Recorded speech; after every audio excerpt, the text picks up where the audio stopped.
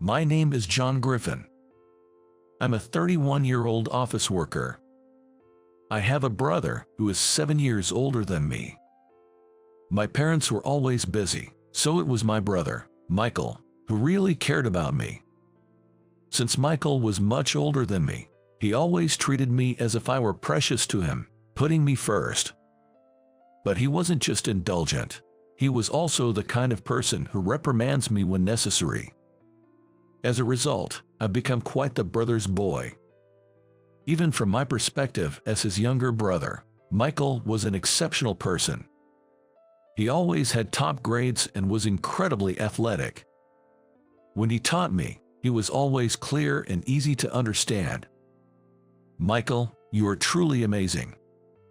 John, you're pretty amazing too. You catch on quickly and have a high comprehension ability, so you remember everything in no time. Eager to live up to my admirable brother's expectations, I've been striving hard every day. As a result, I managed to land a job at my current company. By the way, it's not that I have a bad relationship with our parents. I think it's pretty typical. And the one who has always supported me is my childhood friend, Ashley. John, your calm nature is one of your strengths. Really? Do you think so? Yes, I do, and that's what I love about you. She's always been quick to notice whenever I was troubled or lacked confidence about myself, and she would say that to encourage me. Ashley has always been by my side as a childhood friend. Now, she's by my side as my wife. And now, Ashley is carrying our cherished child, and I am building a happy family together. I think the atmosphere at the company where I work is very good. Everyone is friendly and supportive, helping each other out. Whenever I have some free time, I actively offer my help.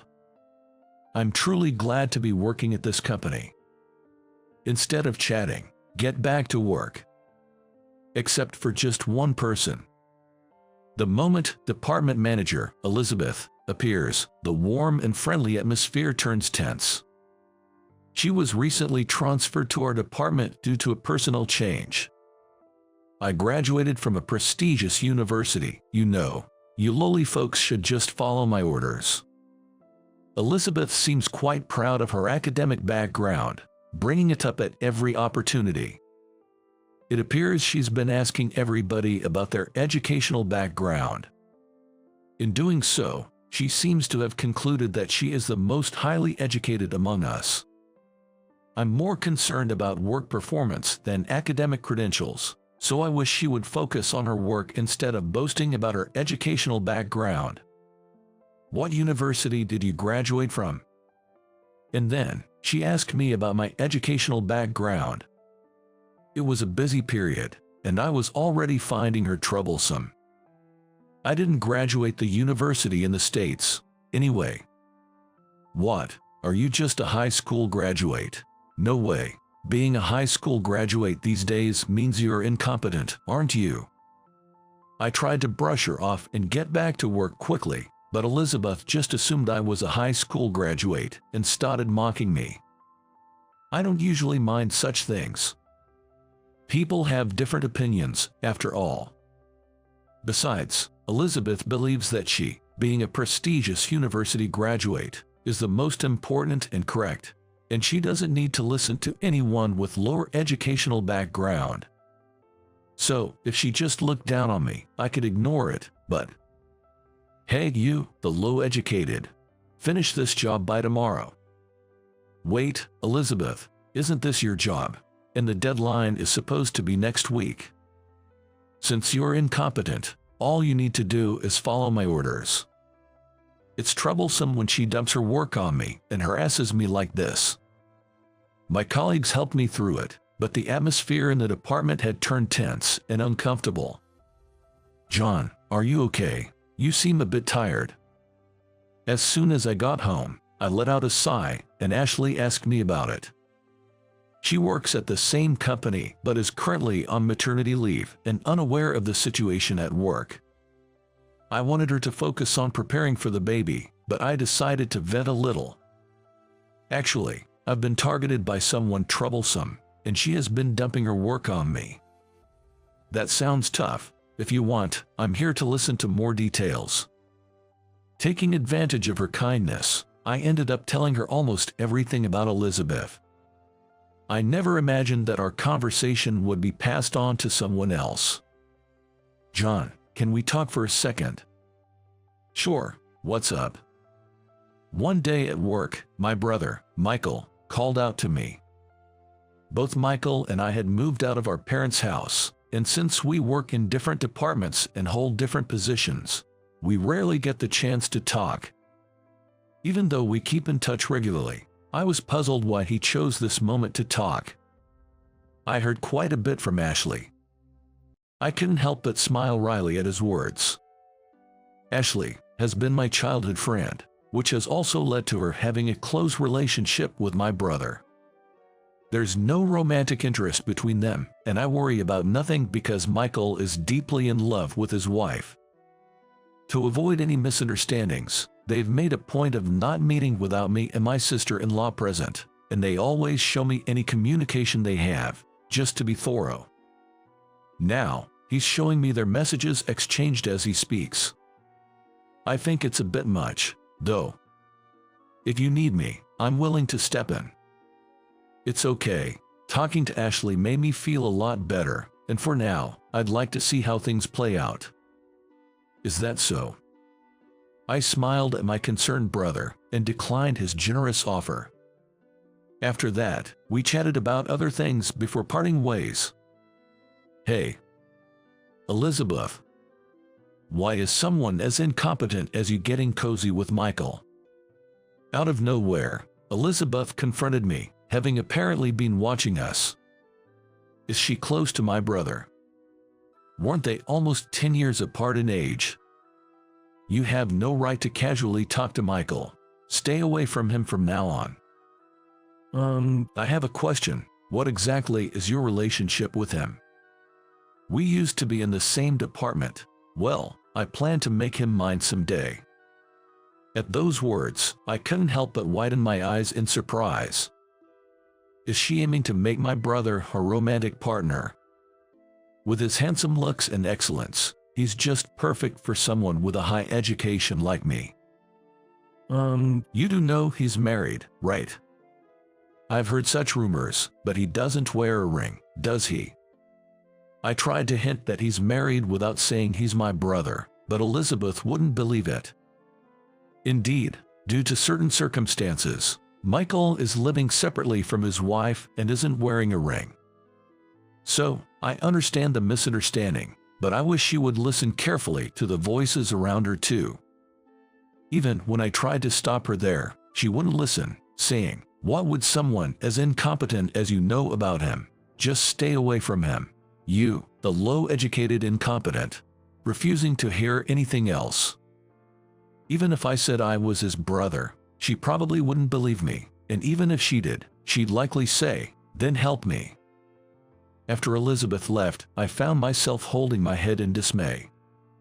Since then, I've been spending my days under Elizabeth's glaring watch. Moreover, her harassment intensified, leaving me wondering what to do. The current CEO is retiring, and a new CEO will be taking over. Consequently, the inauguration party is being organized. I'm attending the party too. I was among the first to receive an invitation. She seems to be over the moon, boasting about it.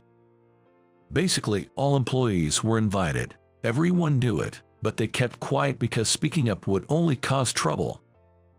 You're jealous, aren't you? Yes, sure, I responded. Elizabeth smirked at my response. This gave me a bad feeling. For a few days following that, Elizabeth was unusually quiet, as if nothing had ever happened. Then, on the day of the party, due to some circumstances, I had to arrive at the venue early. What? There's no seat for me. After chatting with the new CEO, I tried to check my seat with the hotel staff, but the response I got was that there wasn't any. Confused, I turned around when I heard laughter behind me. Elizabeth. Ha ha ha, you look so foolish. Elizabeth pointed and laughed at me. I couldn't believe it, though. I had your seat removed, she admitted. Why, how could you? The organizer for this party is actually my uncle, so I asked him to get rid of the seat for the low-educated. I was stunned that someone would actually do such a thing. As I stood there, flustered, I noticed someone looking at us in surprise. Their shocked expression actually helped me regain my composure. There's no seat for the low-educated, so you should leave. In the center of the party venue inside a luxurious hotel. I let out a deep sigh at the words spoken there. Being looked down upon and constantly mentioned about my educational background, I had reached my limit of endurance. Maybe this was a good opportunity to set things straight. I glanced at the person behind Elizabeth, who was visibly angry. Then, I'll be leaving. Really? Well then. Elizabeth looked surprised at my easy agreement. However, that quickly changed to a triumphant expression. Then hurry up and leave, she said. I'll go even without being told. So, I left the hotel quickly, just as she wanted. Imagining what would happen next, I couldn't stop laughing. Now, I wonder what fate awaits Elizabeth, who knows nothing of this. As I was slowly enjoying my coffee, a call from Elizabeth came through on my phone. I smirked and answered the phone. From the other end, I could hear Elizabeth's panicked voice. Please, come back right now. I had no idea that you were. I couldn't help but laugh at the clearly distraught Elizabeth. Did you not expect me to be the brother of the new CEO, Mr. Griffin, and the son of the former CEO, Mr. Griffin? Indeed, the new CEO was my brother, Michael. He was also the one who had witnessed our earlier interaction. I glanced at my brother because I wanted him to stay silent until the party started. Otherwise, my brother might have ended up scolding Elizabeth right there. So, I sent him a look, asking him to keep quiet in that moment. Unfortunately for you, Elizabeth, I indeed am the son of the former CEO, Mr. Griffin. Our father, the former CEO, Mr. Griffin, is a remarkable man whom both my brother and I deeply respect. One day, we discovered that he had fallen sick. Although he didn't have to be hospitalized, he did need to make regular visits to the doctor for a while. The question arose, who would take care of him? Both my brother and I were busy with work, and our mother had recently injured her leg. It was my sister-in-law who stepped up. Being a former doctor, she moved in with our parents to care for them. Of course, we also visited them regularly, and above all, my brother frequently traveled between our parents' home and his own home. My brother didn't move in with our parents because he's busy with taking over as CEO, often coming home late at night, so he frequently returns to his own place, which is closer to the office. For these reasons, it currently feels as though they are living separately. Additionally, my brother has a metal allergy, which is why he doesn't wear a ring. This isn't a secret. Most executives are aware, so it's not something we openly declare. Most of the executives knew I was part of the Griffin family, so I never felt the need to mention it to Elizabeth specifically. Really? Well, you probably wouldn't have listened to me anyway. This party was not only to celebrate my brother officially becoming CEO, but also to announce our father's recovery and to introduce my sister-in-law as his wife to the entire company. And there, I was to be introduced as his brother and also to be introduced as someone who would become his right-hand man in the future. However, Elizabeth's action of sending me away disrupted the plans, turning the event into an opportunity to reprimand her instead. While on the phone with Elizabeth, I opened a messaging app and saw a message from my brother, "Come back." So, I stood up and left the cafe. In fact, I didn't go back home. Instead, I waited while having coffee at a nearby coffee shop. This allowed me to return to the venue quickly. Sorry to keep you waiting." As I entered, all eyes turned to me. While receiving such gazes, I headed towards where my brother and the others were. "Well, you must have hard time, John." There was my brother, smiling broadly, and Elizabeth, looking like she might cry. Seeing me, Elizabeth immediately began to apologize profusely. "I'm truly sorry. I can't accept your apology. I won't forgive you." Without looking at Elizabeth, I responded and smiled at my brother and the others. "Sorry for the trouble. Don't worry about it." My brother easily forgave me as I apologized. Then, he pointed at Elizabeth. It seemed he was giving me the chance to fight back against her before he enacts any punishment. I nodded with a smile and turned back to Elizabeth. "I'm not forgiving you because of the disrespect you showed to Griffin's family, but for what you did to me personally. I'm so sorry. You're only apologizing because I'm part of the Griffin family, right? If I were the low-educated incompetent you mentioned, you wouldn't apologize, would you?" Upon hearing that, Elizabeth's face turned pale. "Oh, there was it. I need to make sure to correct that part as well. By the way, I'm not a high school graduate." "What?" "I graduated from high school in the States, but went abroad for university." "Abroad? I haven't heard that from you before." "Didn't I say I didn't graduate from university in the States?" Elizabeth's eyes widened at my words. "I'm not as exceptional as my brother, but I'm fairly accomplished in my own right. That's why I went abroad right after graduating from high school. Well, I don't go around bragging about my educational background like some people do. Such the low-educated incompetent, what would they? If I'm the low-educated incompetent, I wonder how excellent you must be." At that question, Elizabeth fell silent. Then, my brother stepped forward. "We will consider the consequences of this incident carefully."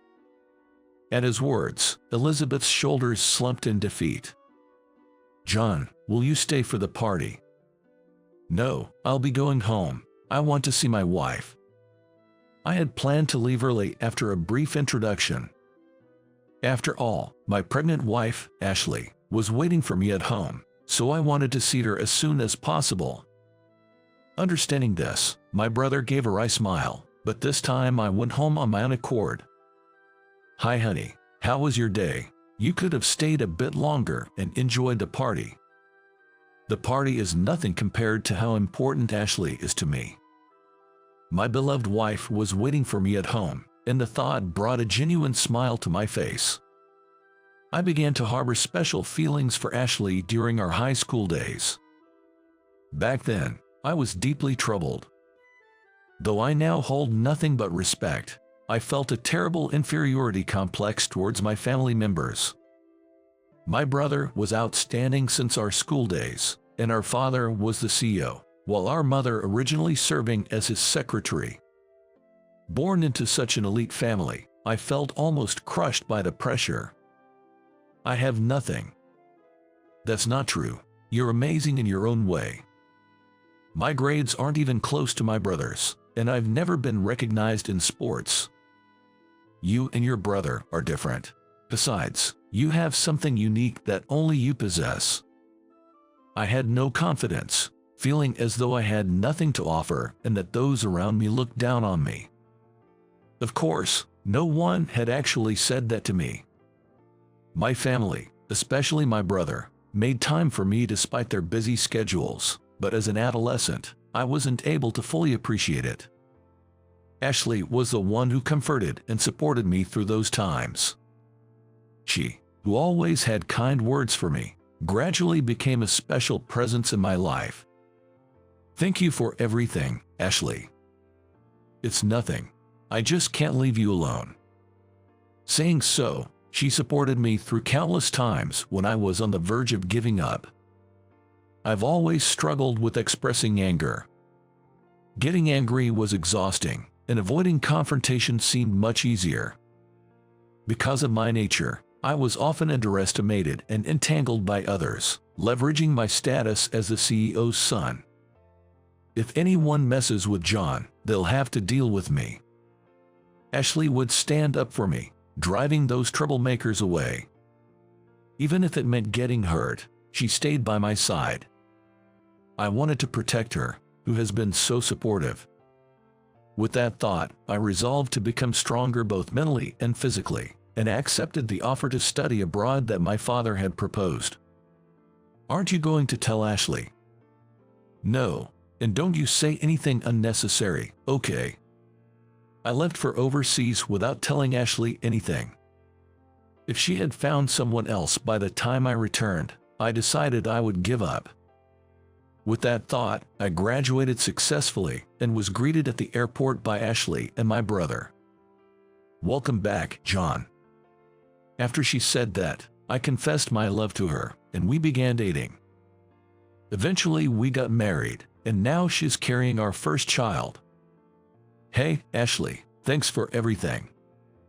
"What are you suddenly talking about?" "You talked to my brother, right? That's how I was able to fight back, so." "Of course, you've been special to me since we were kids. I can forgive anyone who hurts you," Ashley said with a smile. "I still have a lot to learn, it seems. To be protected by the person I wish to protect, how ironic. In return, make sure both our child and I are exceptionally happy, okay?" "Of course, I will." I firmly promised to make a happy life for Ashley and our future together. The next day at work, Elizabeth was nowhere to be seen. I learned from my brother about Elizabeth's circumstances.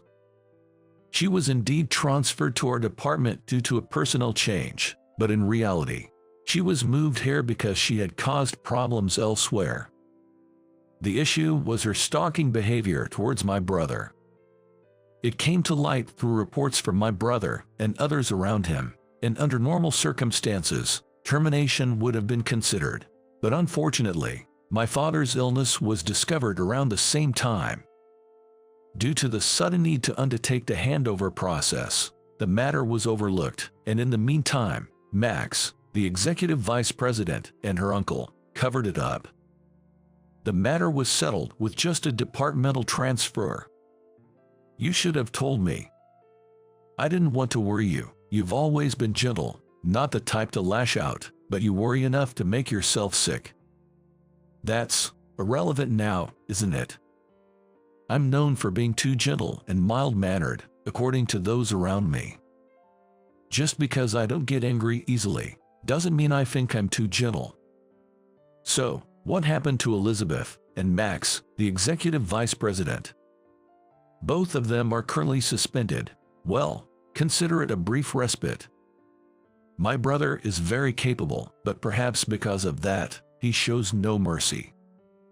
Anyone who has angered him in the past has faced severe consequences. I thought about Elizabeth's future. As a result, Elizabeth and Max were transferred to a newly established branch, effectively a demotion in disguise. The location is a remote island with surveillance, making escape impossible. However, the primary task is sorting emails that come from the main office. Beyond that, there's basically no work or entertainment. However, they had to work as a form of compensation for the trouble they caused us. I wonder how much stress they're under now. With those thoughts in mind, I get on with my own work. Due to this incident, I was appointed as the department head, an unusual promotion. Fortunately, since Elizabeth had already been delegating her work to me, I was able to take over without any issues. Keep up the good work and climb the ladder. You're going to be my right-hand man someday. To live up to my brother's expectations, I'm continually working on improving myself. Years later, we now have 2 children. My brother doesn't have any kids, but he dotes on ours. Pursue the path you love. You don't have to force yourself to go to college, and on the other hand, it's okay to study abroad. But never forget to be considerate of others. Education doesn't determine everything. Make sure to see people for who they truly are. That's what we teach our children. I don't know what paths they'll take in the future, and they might struggle like I did. Even so, I'm determined to protect them together with Ashley.